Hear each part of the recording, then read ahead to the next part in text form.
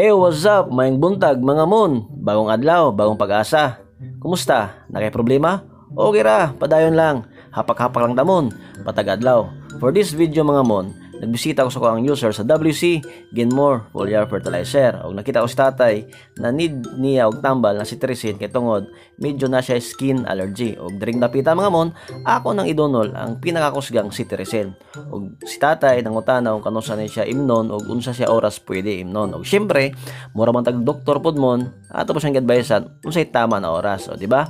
Og si tatay iyang gihap kung pila ka buok og pila ka buok budget niya imnon matag adlaw. Og siyempre si tatay mon gusto po tabangan na maoki po diyang paminaw. Og mo na siya mga mon, nagplano naman mi na managa siyang tilapyahan. Og ako nagpasalamat po yung tatay mutya na iya kong hatagag chance managa siyang tilapyahan. Og nakita niya siya mga mon na medyo excited po ta dring dapita kay tungod aha pa mangkana libre nagsudan, di ba?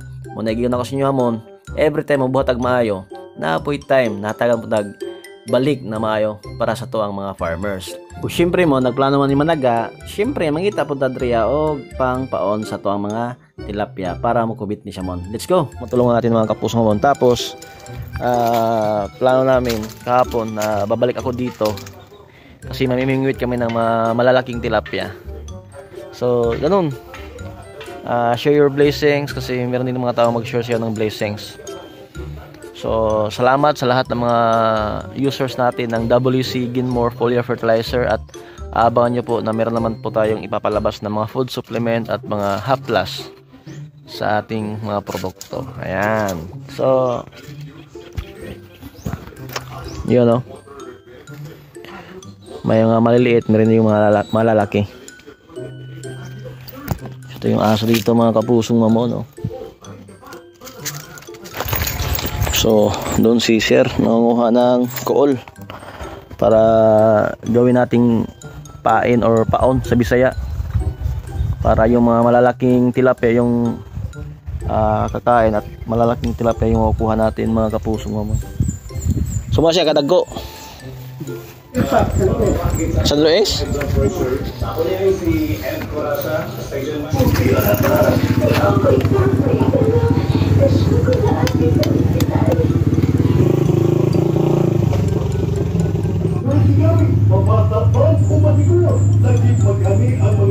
Og diring dapita mga mon, gihapak-hapakan na namon diri ni tatay ang tilapia. Uns pa may dugayan, ato nang ipanagaan para makasugod na tagpanugbasugba. At the same time, sugdan po nato ang pagsabaw sa tuang tilapia. Pero diring dapita mon, medyo init kaya siya. Og the same time, medyo wala kaya nagakubit ato ang tilapia diri ano. Unang kami tatay medyo init na bugay ang tila ni kay tungod grabe buday kaintang kawayan na iyahang ginatamakan. So far so good, wala pa rin kuha tayo mga mon. Muna igiyon ako sa inyo mo na patience is a virtue. Huwag tayong magmadali kasi at the end of the day meron at meron talaga. Ayan, nakuha namin mo Driamon.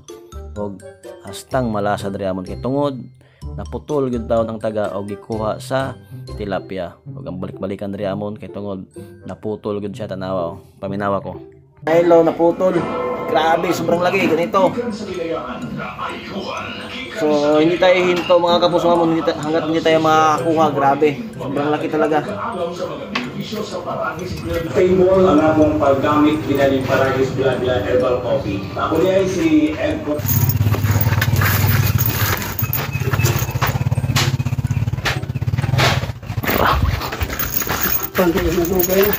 Basi mo rin nagkaong ganina. Ini katilaw.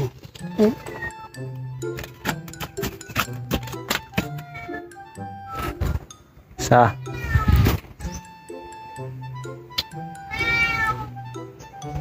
lapos ito. Balde.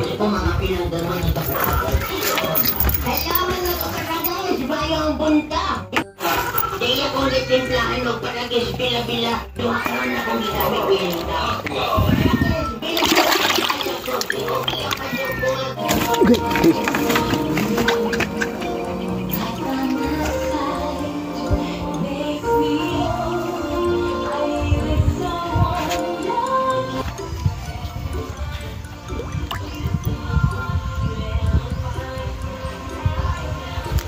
Goods.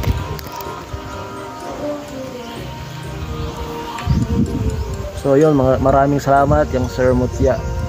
Nakatigib tayo ng kanyang tilapia. So lulutuin natin to mamaya mga kapusong mamon. Syempre hapak-hapak na bunta. So yun, from this moment mga kapusong mamon, gibalot na itatay atong kuha ng mga tilapia ug ipadala niya sa tuwa. Syempre automatic na natin panudan paguli ato sa panimalay. So once again, this is Mr. Pusong Mamon. Hapak-hapak lang tamon, matagadlaw.